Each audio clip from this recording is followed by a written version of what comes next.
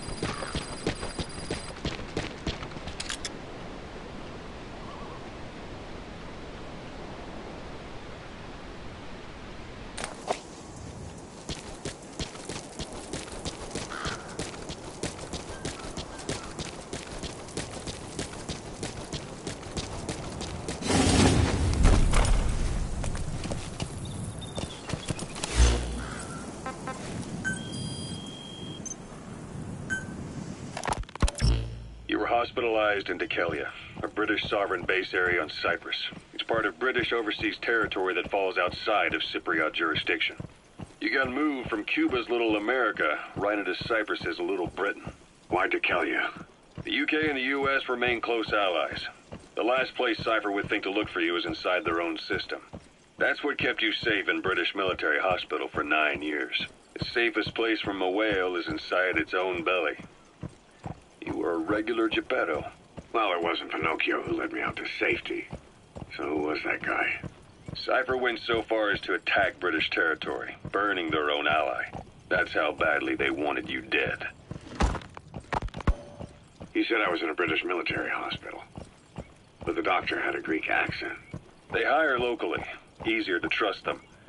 Decalia is also home to Greek Cypriots, after all. What about the Turks?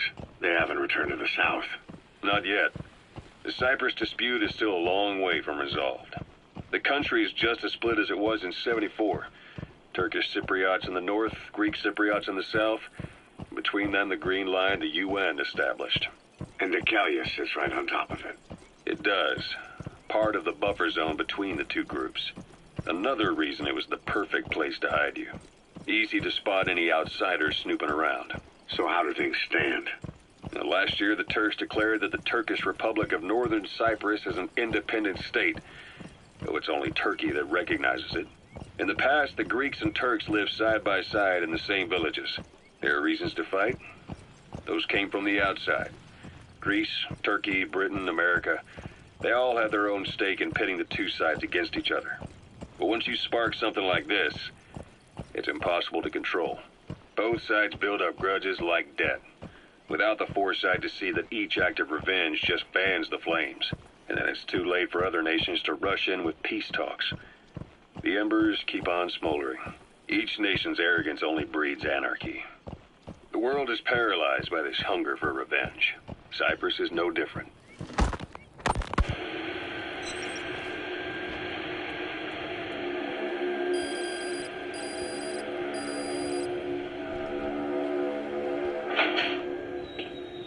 You're up. We're changing ships? We can't go sailing the Suez in a whaler. The Suez Canal. When did they reopen it? Not long after you were attacked. Once they finished sweeping it for mines after the Arab-Israeli conflict. Can you stand? We're going to transfer to a container ship for passage through the Suez. Our destination is Pakistan, Afghanistan's neighbor to the south. There we disembark and head via Peshawar to the Zero Line, the border. We'll travel to the Khyber Pass by road. And then? We continue on horseback. Afghanistan's main roads are under Soviet control. We'll need to go around them. It'll be all narrow, winding paths through the mountains. We'll do better on horseback. It's a local guerrilla tactic. They use the higher ridges to avoid air recons. Then they charge down the mountains for ambushes. The Soviets still haven't devised a counter-strategy. Our time frame is only half as much as we really need. It'll be a tough march. Better horses than boats. Well, it'll make for good physiotherapy. Take the time to get used to that new arm.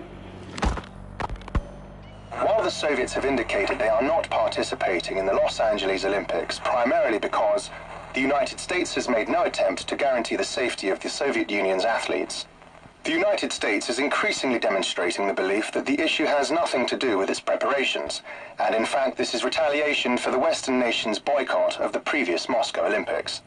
That concludes today's news. That's quite some news. The Soviet Union not attending the LA Olympics? Yeah. Andropov's death has changed some things. They're calling it revenge for the Western boycott of the Moscow Olympics. Countries boycotted the Moscow Olympics? Yes. In protest of the Soviet Union's invasion of Afghanistan. Over 50 countries were absent. It's too bad I didn't get to see Yamashita's judo. When the 40th Army crossed the Amu River 4 years ago, détente went right out the window. The U.S. Congress chose not to ratify SALT II, and Reagan's hardline politics won him the presidency in a landslide. According to him, the Soviet Union's an evil empire.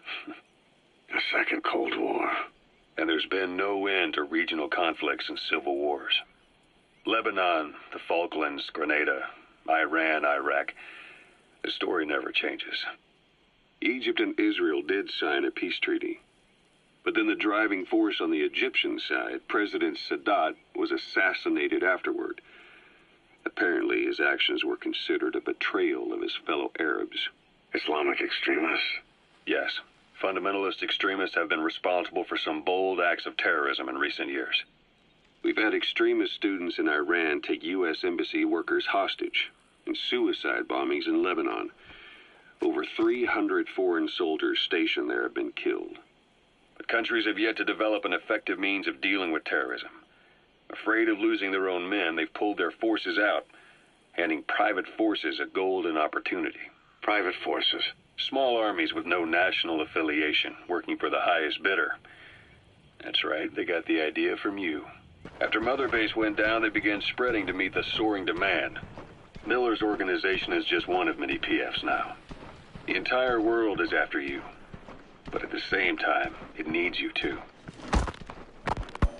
Miller told me about what happened in the Caribbean 9 years ago. You do remember Miller.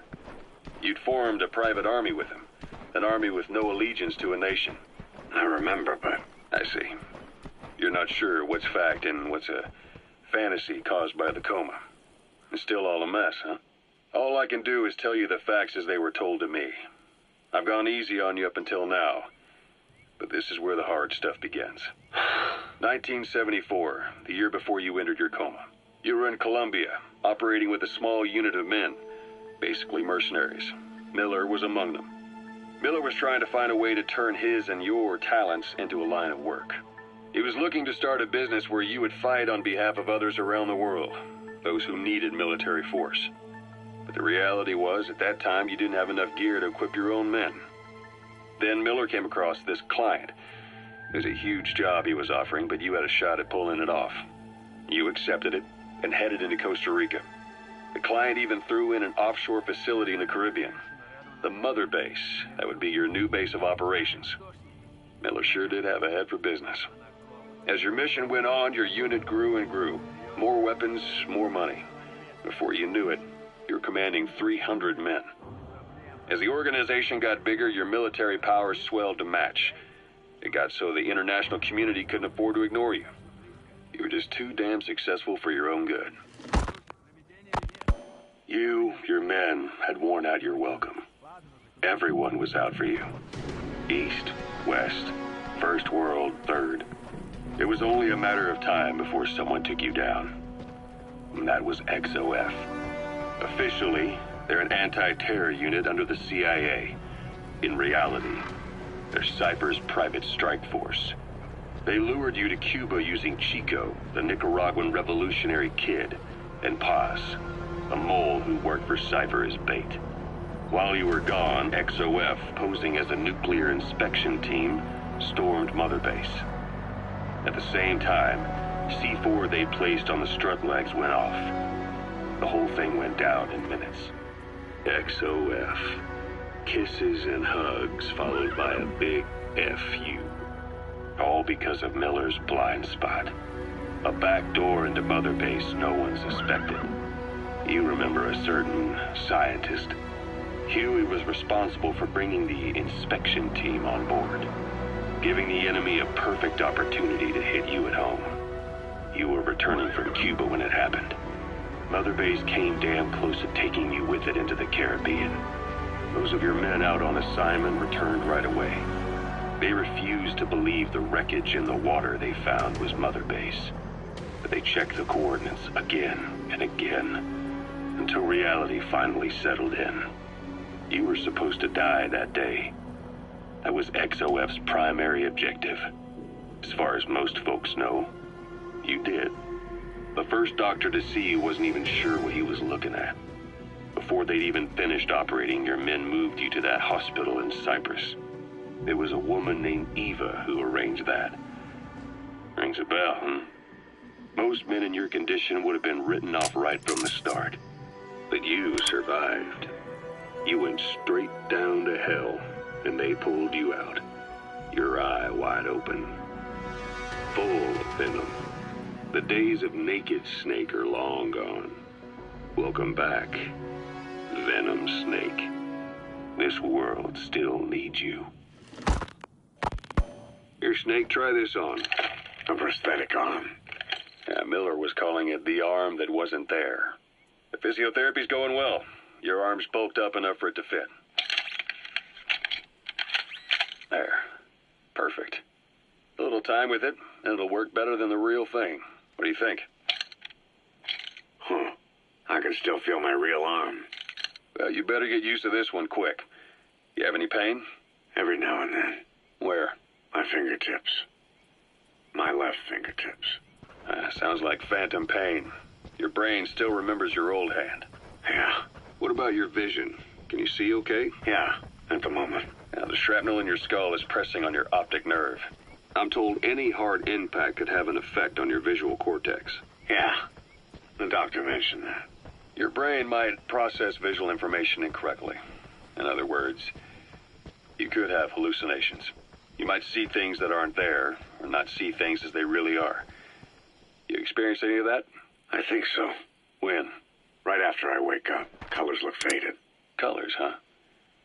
Well, that's not a major concern in and of itself, but it could mean the difference between life and death in the field. You'll need to watch out for that. I will. All right. You should continue your physio. We'll be arriving soon. It's the last chance you'll get.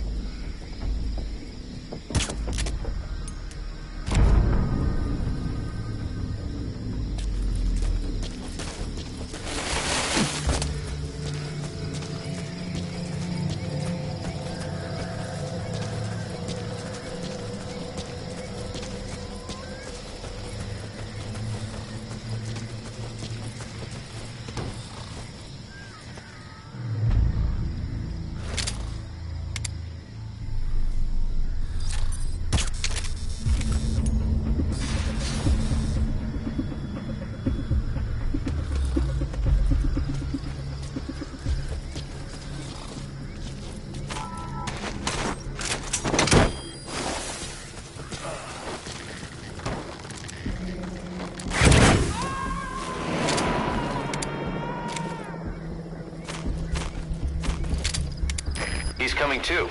Roger that.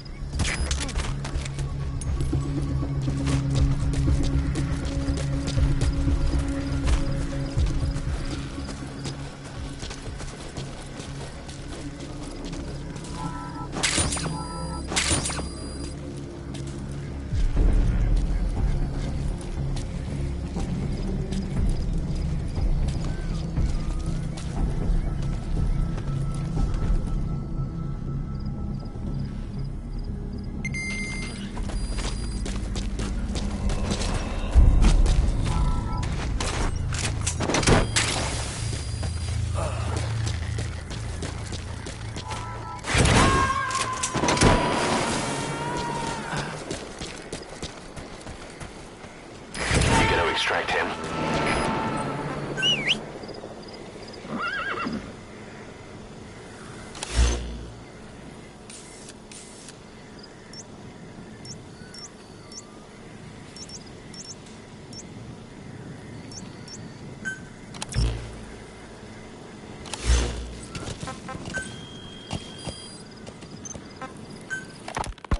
Ocelot. I hear they started calling you Shalashaska in Afghanistan. What's that about?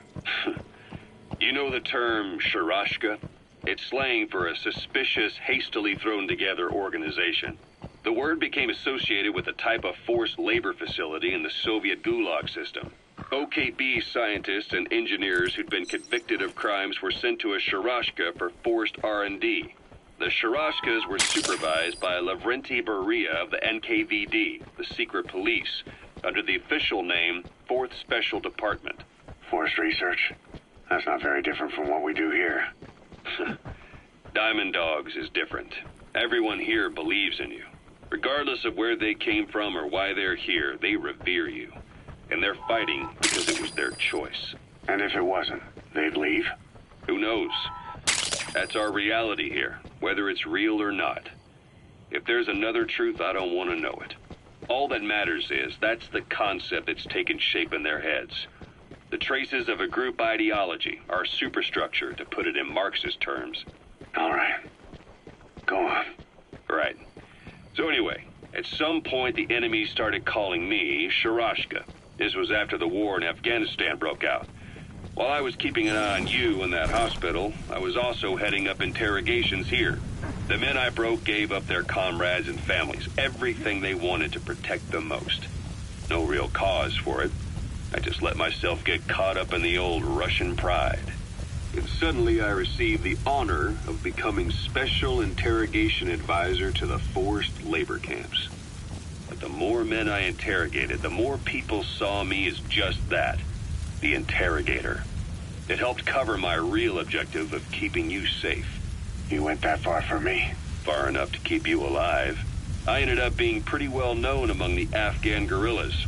Some of them would have seen me on the battlefield, and that's how I got the second half of the name. Shashka. It's a sword, a type of saber from the Caucasus. Russian dragoons and Cossacks carried them into battle. Now, the Russian Empire had a general by the name of Fyodor Arturovich Keller. His bravery earned him the nickname Russia's Greatest Shashka. Someone must have known about that, because somewhere along the line, Shashka got stuck on the end of Sharashka. The guerrillas were using the name amongst themselves. By the time I got to hearing about it, pronunciation had wound up as Shalashashka. So, half Gulag, half Hero Sword. Is a perfect fit. But you see how rumors and ideas about people can get out of hand fast. Once you create a character and put it out there in public mind, it warps and twists with every baseless rumor. And before you know it, all people see are phantoms. In my case, it works out just fine. I'm plenty used to working under aliases.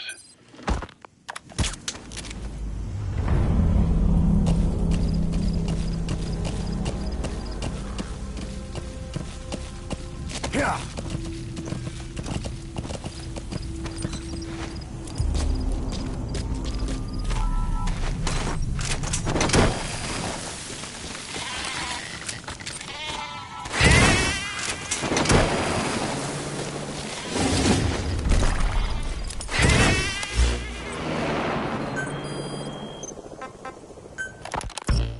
So SALT II still hasn't gone into effect.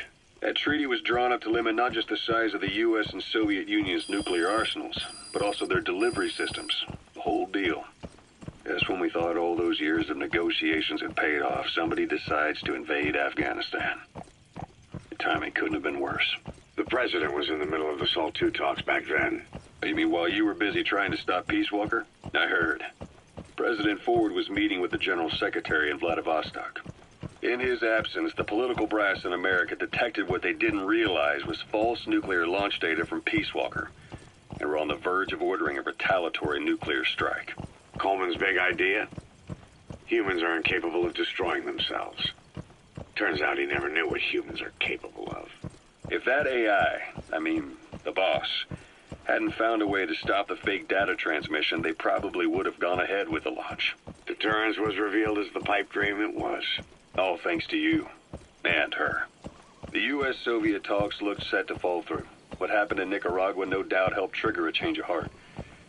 But in the end... The time's to find the politics. When you've grabbed their tail, they turn and bite your hand. I first met you 20 years ago now. The place was Selenouyarsk in the Soviet Union. We were enemies. I was with the GRU. You were still fighting for America. 1964. Operation Snake Eater. Its objective?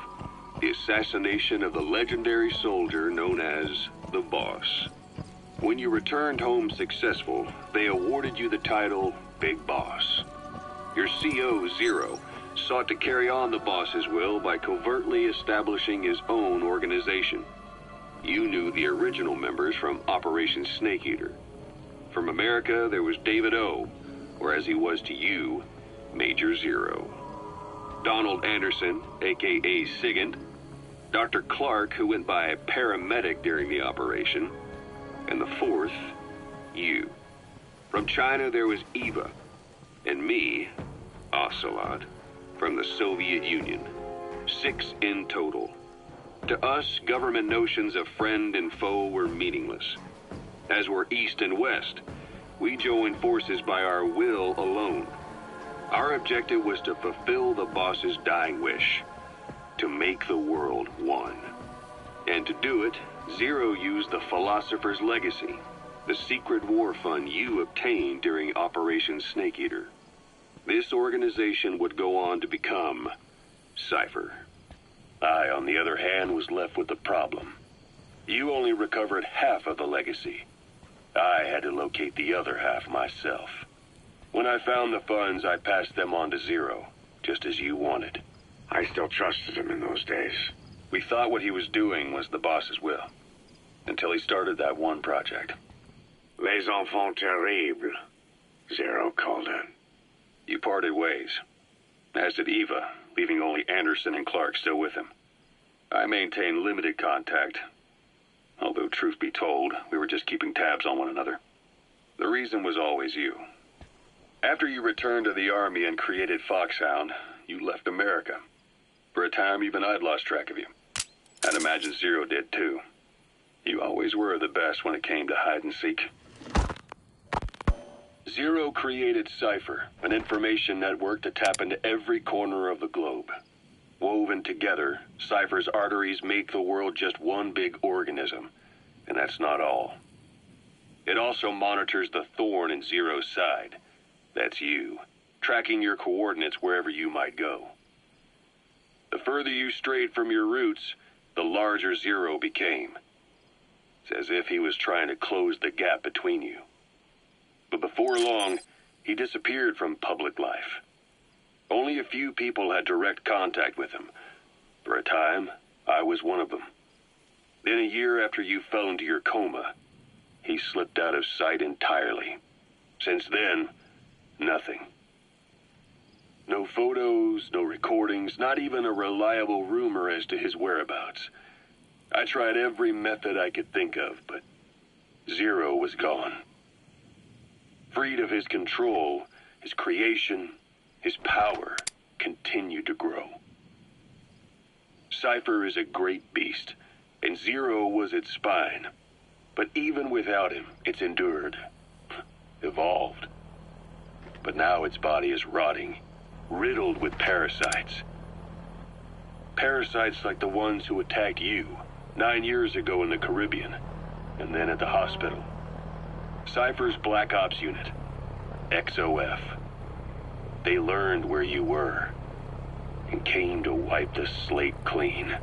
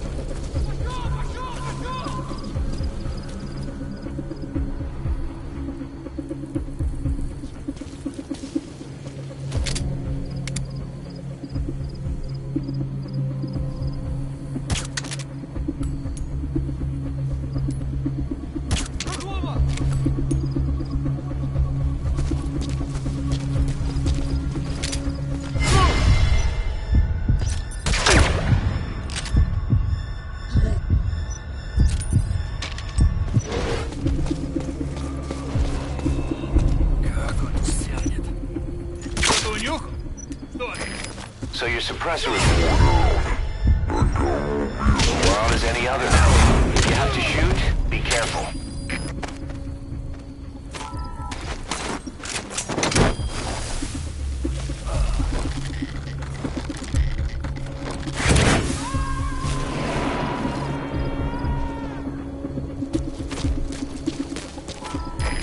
He's coming too. Roger that.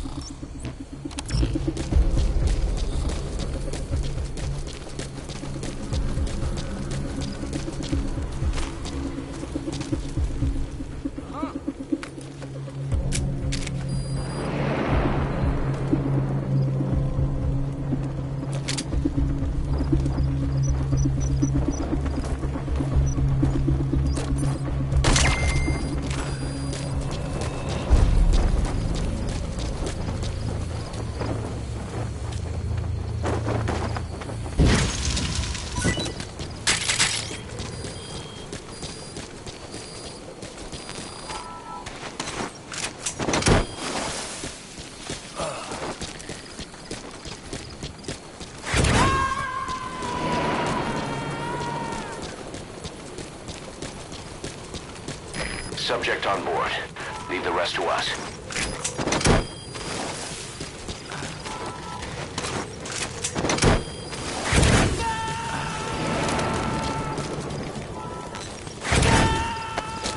You gotta extract him.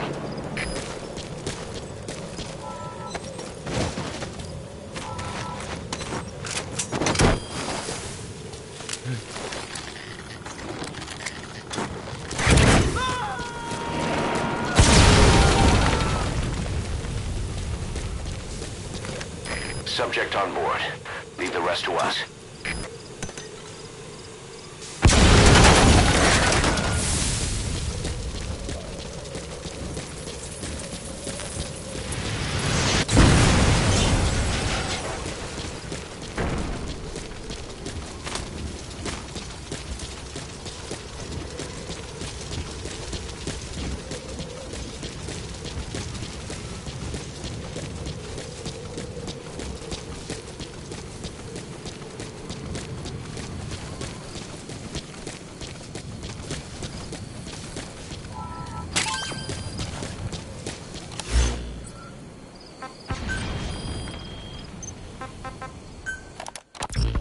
Christmas Eve, 1979.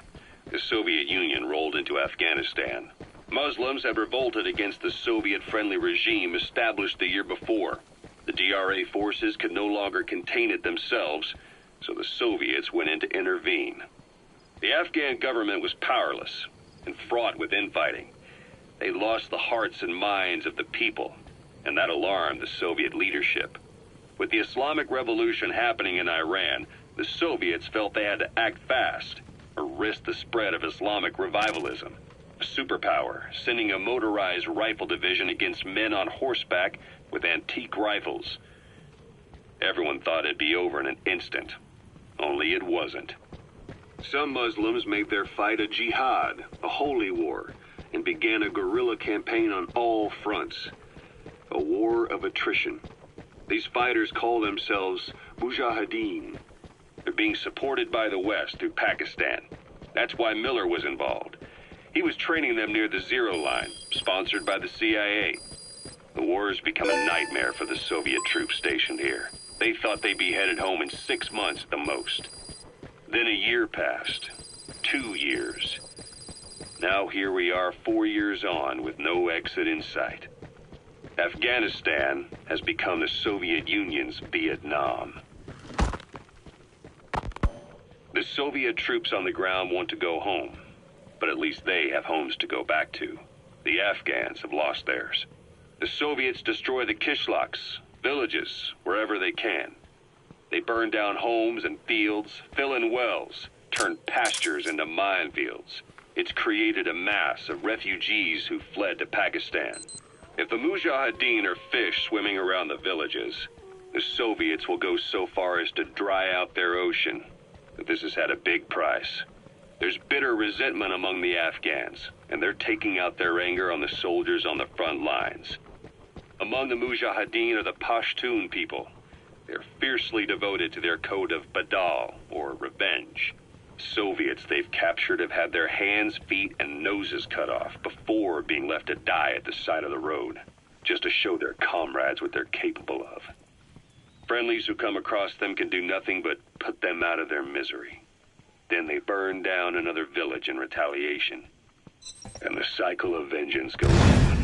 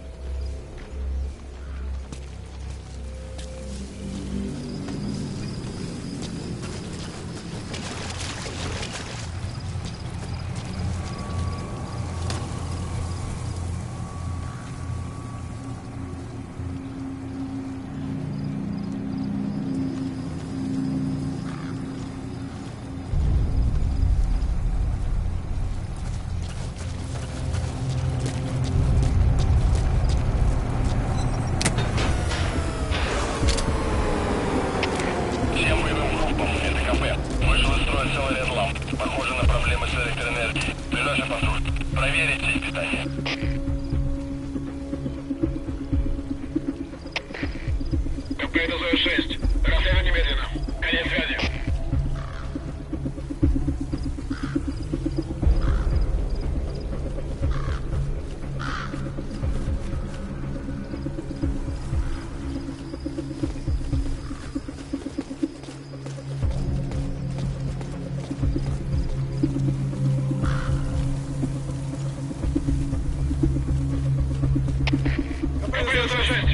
Вы прибыли. Осматриваем сектор. Прием. КП, понял. Будьте максимально осторожны. Конец связи.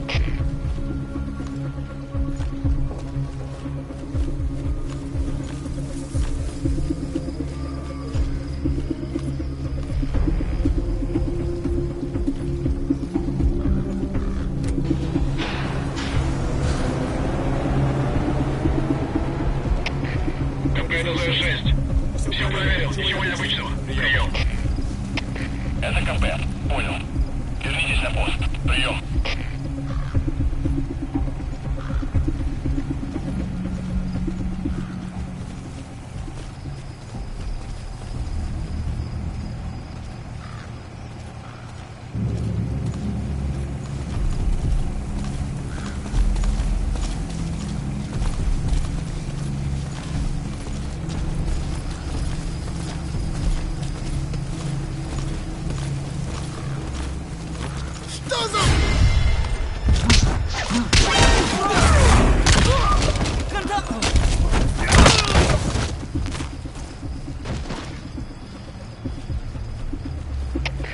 КП это Зоя-1. Заметил подозрительную личность. Проверю. Прием. Это КП, понял. Не теряйте бдительность. Конец связи. He's coming too. Roger that.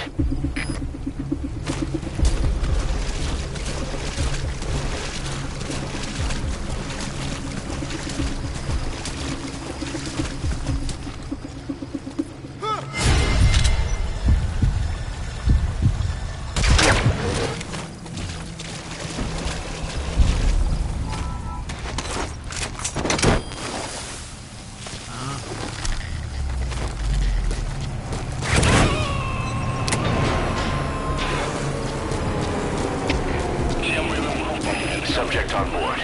Leave the rest to us. На проблемы с электроэнергией. Ближайший патруль. Проверить сеть питания. КП это Зоя-1. Расследуй немедленно. Конец связи.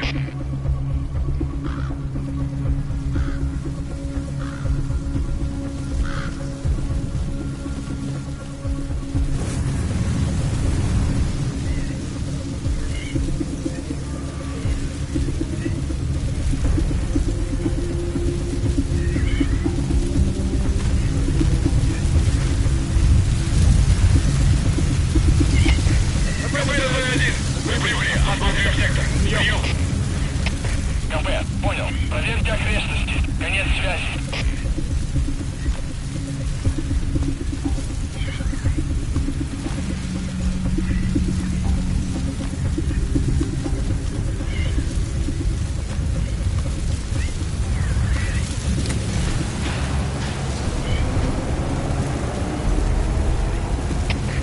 КП это Зоя-1. Все проверил. Ничего необычного. Прием. Это КП, понял. Вернитесь на пост. Прием.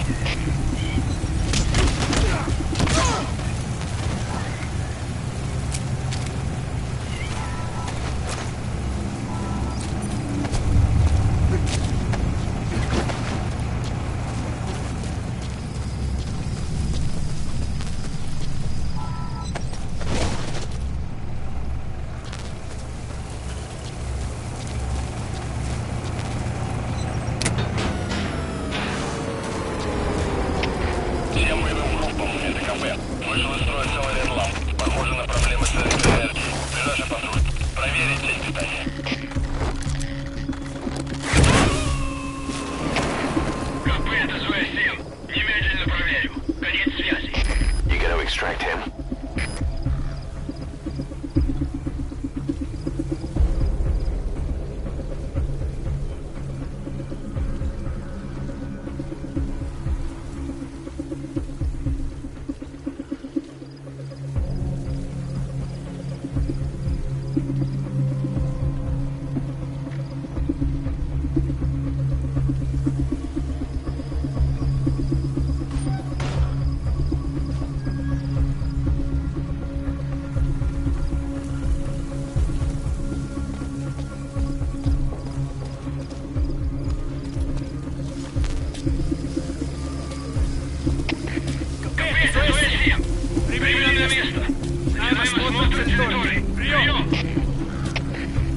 Понял. Будьте максимально осторожны. Конец связи.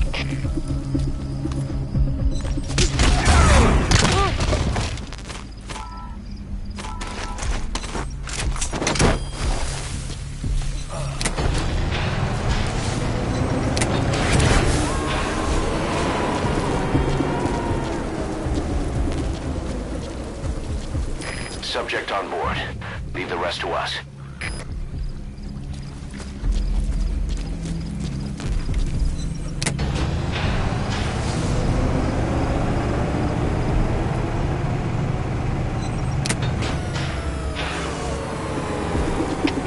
Всем боевым группам, это КП. Вышел из строя целый ряд ламп. Похоже на проблемы с электроэнергией. Ближайший патруль. Проверить сеть питания. КП 903. Немедленно проверю. Конец связи.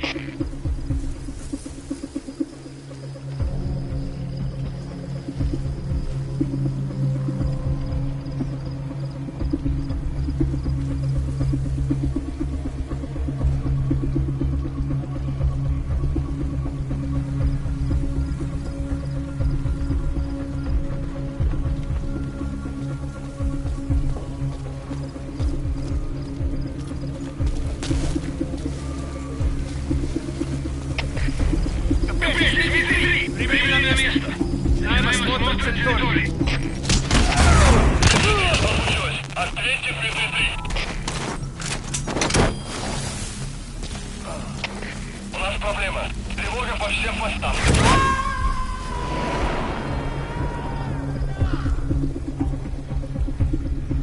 He's coming too.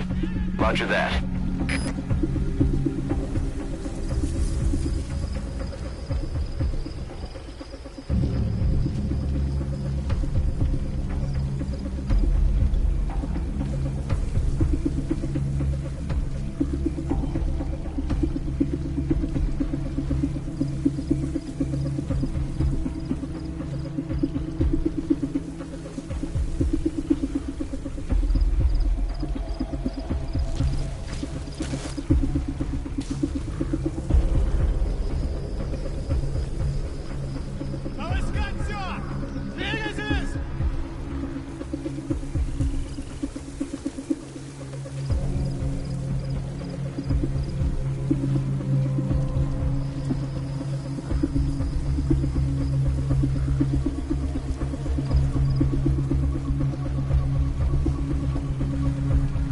Осмотр сектора завершен!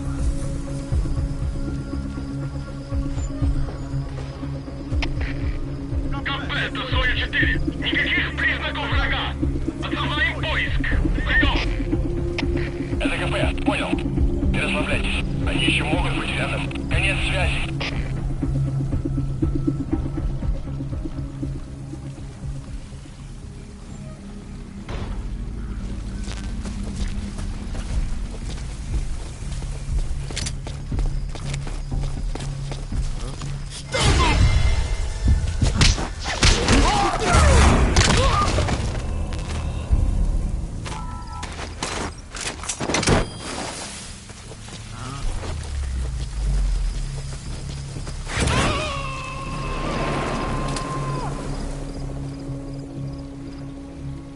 You gotta extract him.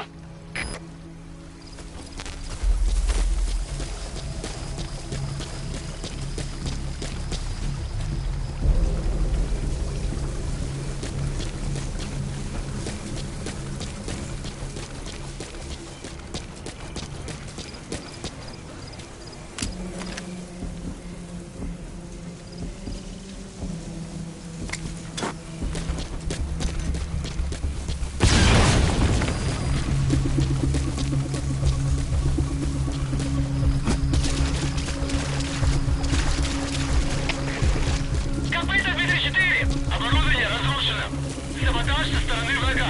Прием. Это КП, понял. Немедленно проверить и встать оперативную сводку. Конец связи.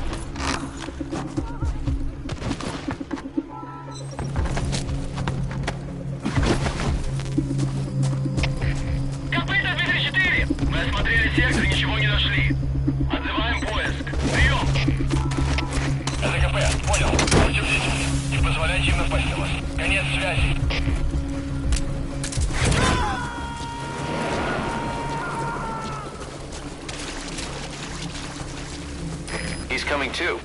Roger that.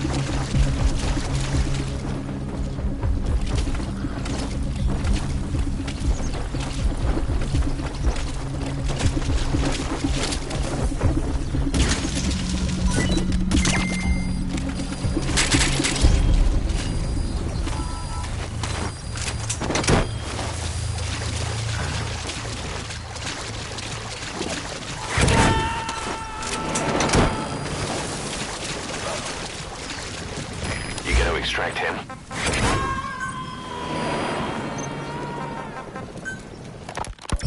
Kaz, what about the unit that attacked us in the mist?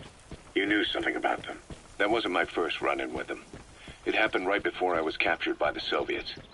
We were on the zero line that day, the Afghan side, on our way back from training the Mujahideen at a mountain camp in Kunar province. There's a lot of that work in Afghanistan. Most PFs shy away from it because it draws too much attention. But for us, that was the whole point. The job itself went great. We just had to make it back to a tribal area in Pakistan. But all of a sudden, visibility got real bad. It was no sandstorm. Our point man gave this strange report. He said he could see skulls in the mist. Skulls? The next moment, he went silent. We scrambled into formation, right before his arms and legs came raining down on us. It was always supposed to be a dangerous mission, so I had Diamond Dog's very best with me. We were calling out to each other. But one by one, the voices just went dead. Whatever happened to me, I lost consciousness before I knew it. When I came to, I was in a Soviet camp, tied to an interrogation chair. Could they be some new Spetsnaz unit? No. The ones that interrogated me were just the average rank and file. Whatever group attacked us, the way they moved was just insane. And that mist, appearing out of nowhere. The Soviets don't have tech like that. If they did, Ocelot would have heard about it. I doubt the West does either. Otherwise, the folks at Langley would be sleeping a lot easier. Why'd they come after you? Wish I knew. I'm the only one who survived. Though I don't think they planned it that way. If I was their target, they wouldn't have just handed me over to the 40th Army. Whatever the case, we need to watch our step until we know who they really are. And boss, if you ever do run into them again, Don't try to take them on. You just get the hell out of there. When I first started dealing with Zero, with Cypher, it was a somewhat parasitic relationship, though a mutually beneficial one. Cypher had no army of their own, so they wanted us. They wanted our strength. They approached me as a potential business partner. But they had other motives. Cypher coaxed us into Central America, into that U.S.-Soviet proxy war, to fuel Mother Base's growth. Once we were big enough, they'd force us to join them. That was the plan. That's why they had Paz, still Zeke. Right. And if we refused, she would use Zeke to fire a nuke from Mother Base. The world would consider us a liability, and countries would unite to destroy us. We stopped the launch. And yet they still took us down, through that fake inspection they orchestrated to cover up their sabotage. That power Cypher wanted. We don't have it anymore. So why are they still after you? Is it just the fear of leaving you alive? I don't know. Was Zero really... All I know is the man I knew wouldn't want this. What do you mean? We have to consider that it might not be Zero we're dealing with. We know virtually nothing about Cypher anymore. How big they've gotten, what they want, or even who they really are. The new Mother Base started out as a test drilling rig operated by a mineral resources supplier, but their project fell through. The Seychelles government was happy to hand the place over to us. It was just scrap on stilts.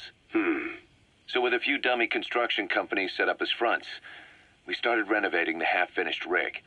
From the outside, it looked like the project was back on rails. Kaz, you... What? I see what you're doing. Recreating the Mother Base we had 9 years ago. Only this time. That's right. The Mother Base Cypher thought they destroyed will return from the grave to kill them. We'll prove to the world that we were the victors. And if we lose again? They can't fool us the same way twice. Now our enemies are in plain sight. And when our organization gets too big, we split it across companies.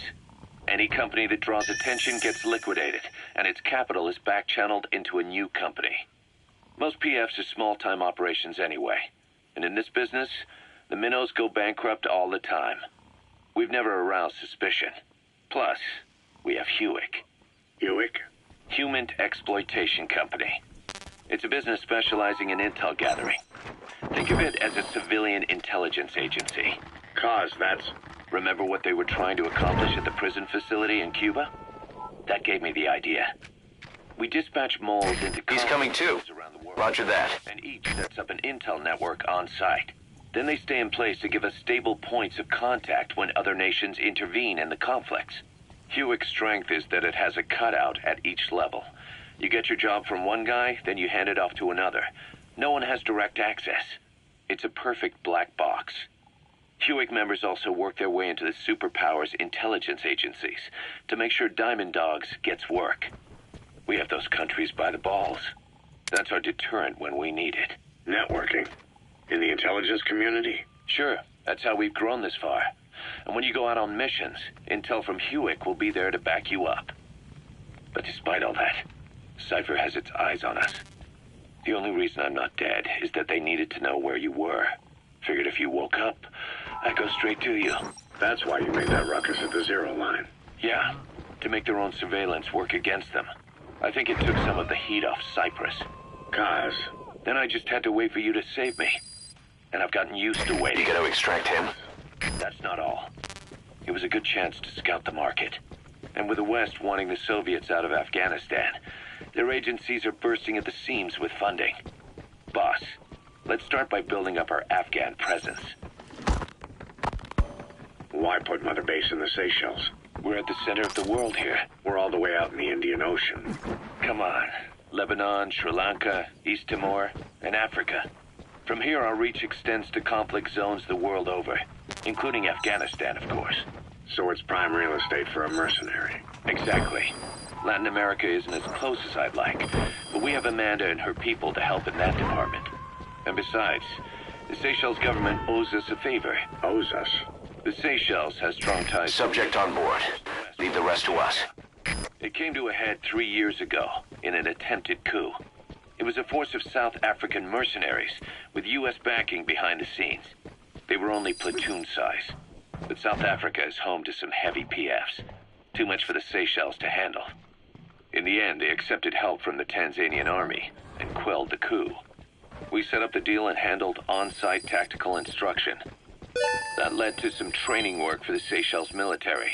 And when we put down a mutiny within their forces, well, we made a lot of people happy. They don't pay us.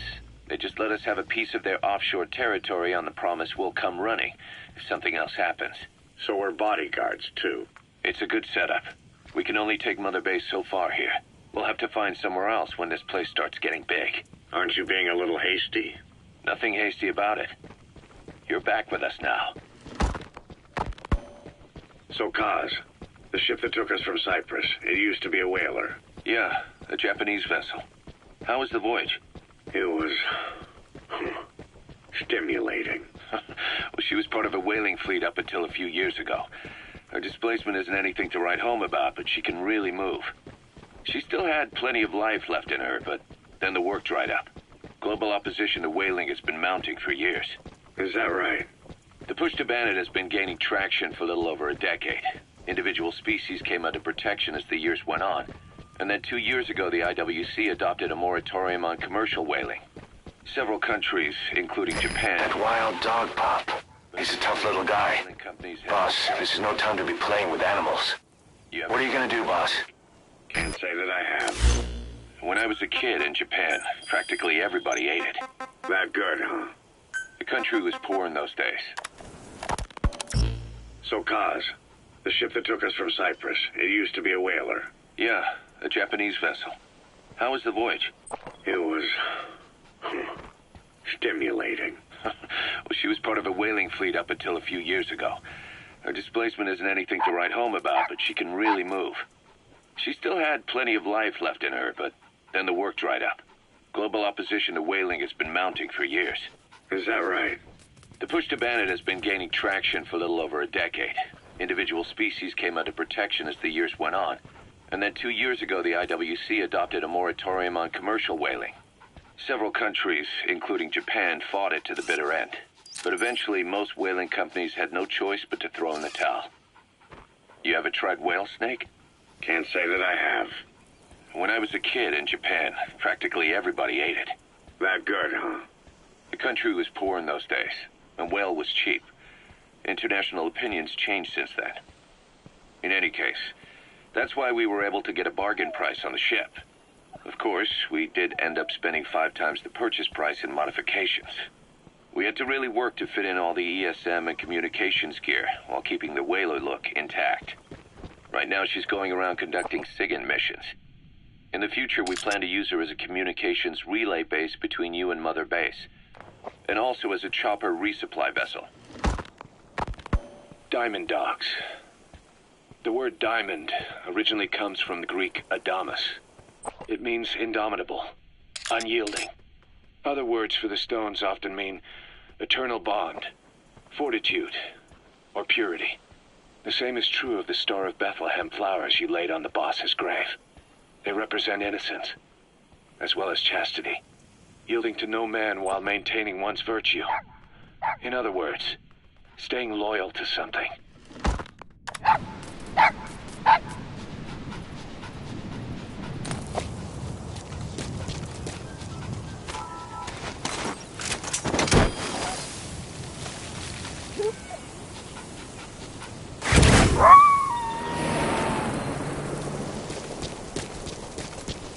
Roger that. We'll pick him up.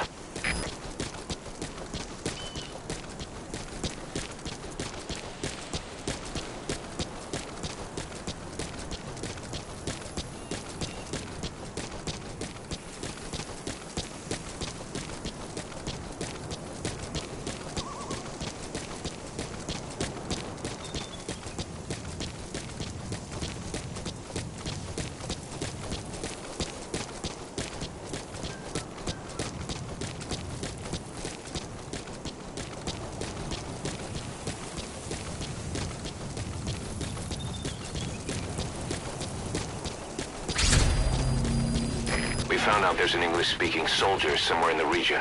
He's a language specialist. His role is to translate information related to the West into Russian. If we can get him to join us, we'll have the upper hand in information warfare. Find this language specialist and extract him.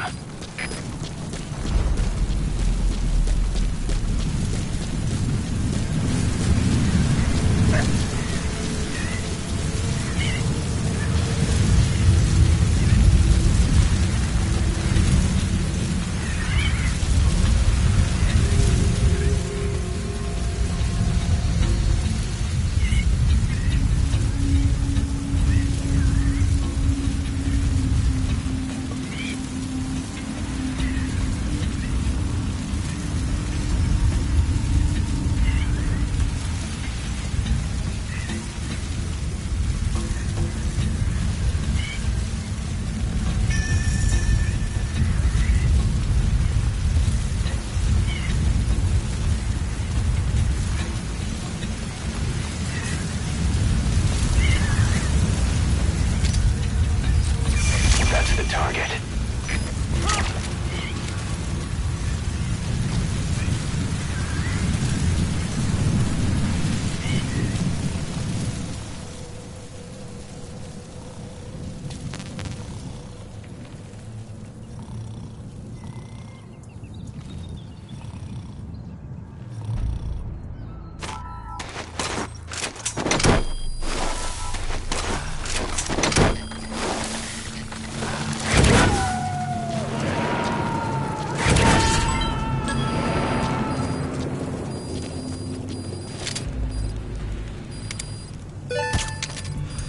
Boss, that language specialist you extracted has been very cooperative. Says he's always dreamed of living a free life, like folks in the West. What are the odds, huh? I've gone ahead and placed him in the support unit. His job is Russian interpretation. Now you'll know what Soviet soldiers are saying. You can even interrogate them. Should give you an edge in the mission.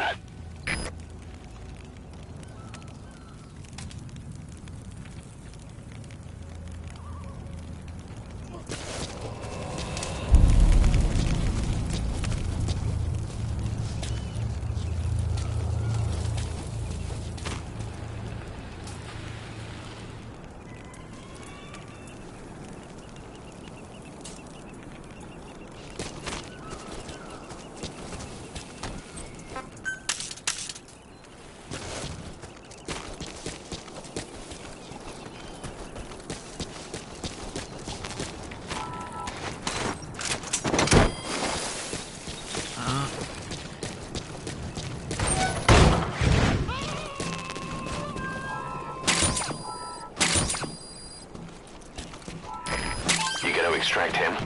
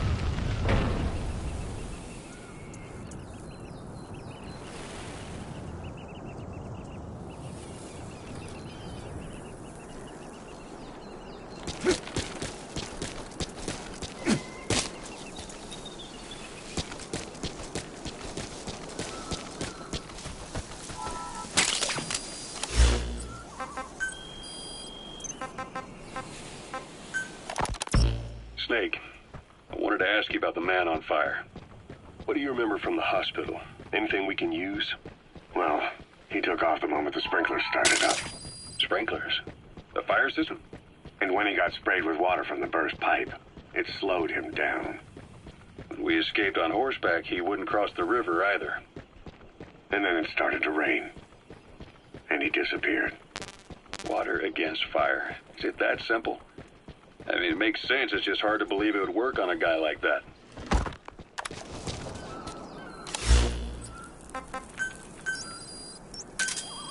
Roger.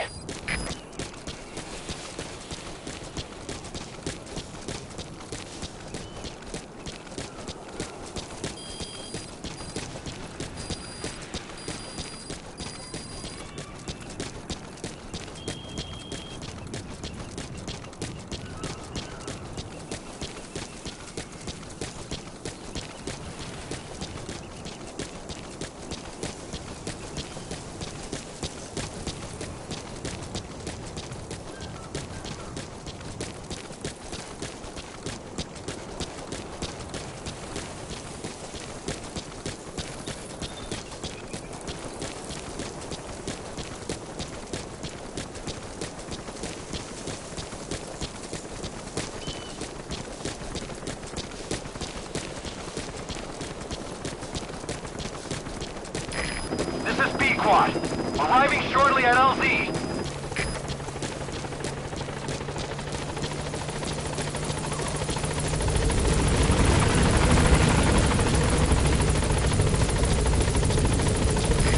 This is Pequod. On station at LZ.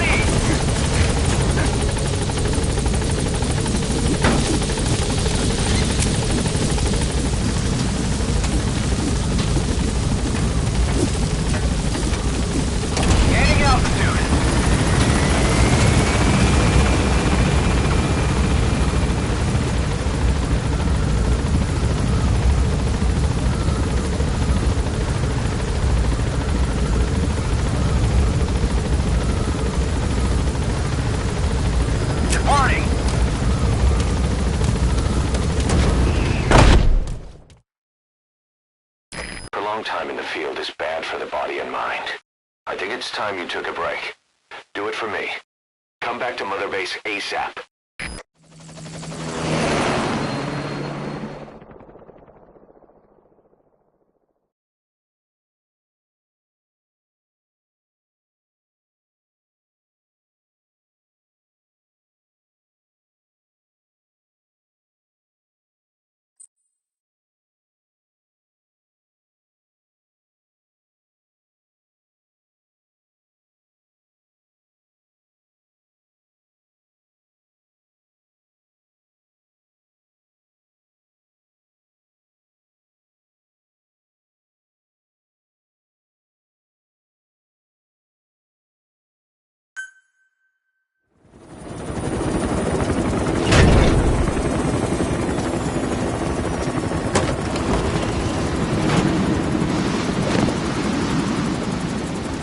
Come back!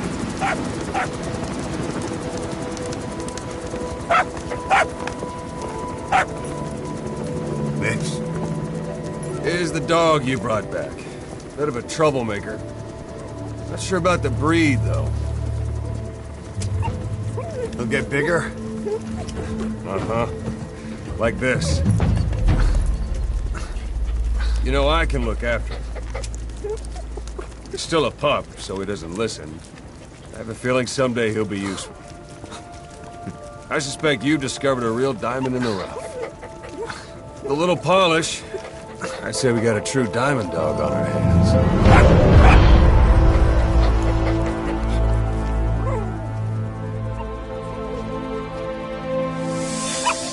DD, right?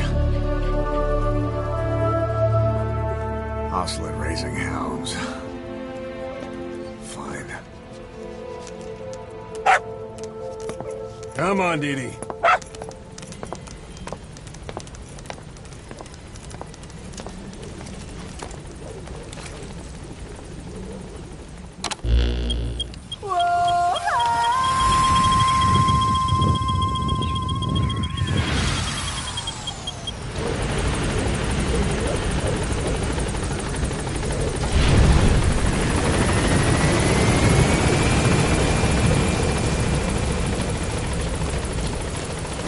Welcome home, boss. Boss.